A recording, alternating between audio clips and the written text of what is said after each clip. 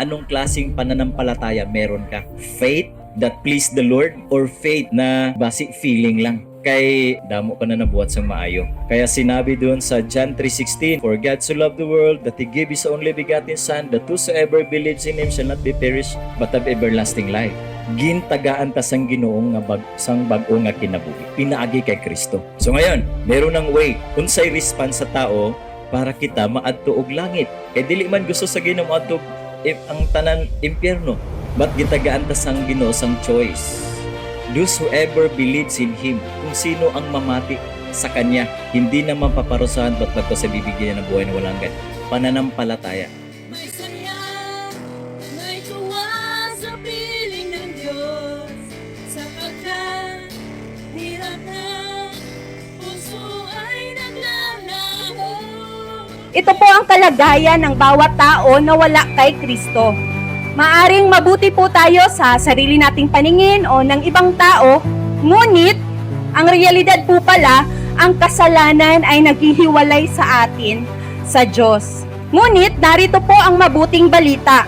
Hindi tayo ang gumawa ng paraan upang makarating sa Diyos. Ang Diyos po mismo ang gumawa ng paraan upang mailapit po tayo sa Kanya. So isinugo niya po ang kanyang anak na si Jesucristo dahil si Jesus po ay hindi lamang isang mabuting tao o hindi lamang po isang karakter sa isang istorya na nababasa ho natin, no? Malamang nagkwento po ito sa mga bata, sa mga storybooks, pero hindi lang po siya isang mabuting tao or parang remarkable person in history, kundi hindi lang po siya isang dakilang guro. Dahil ang sabi po ng talata, klaro po doon ang buong kalikasan ng Diyos ay nananahan kay Kristo. Siya po ay tunay na Diyos na naging tao, namuhay siya ng walang kasalanan at kusang loob siyang namatay sa cross. At si Jesus po ang umako ng kaparusahang dapat sana ay para sa ating lahat.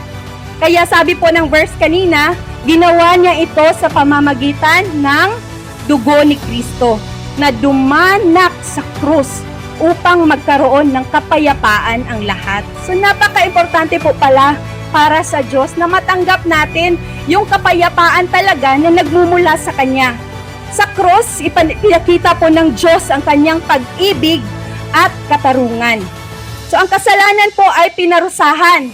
Pero ang good news, ang parusa ay hindi natin tinanggap, kundi pinasana ni Kristo para sa mga makasalanan at tayo po yun. At dahil dito, may kapatawaran para sa lahat ng lumalapit sa Kanya. Kaya po pala nababasa natin sa cover ng ating mga Bible, the good news.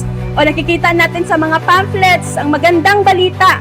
Dahil po kay Jesus, meron po tayong pag-asa, may bagong buhay at meron pong kapayapaan sa Diyos.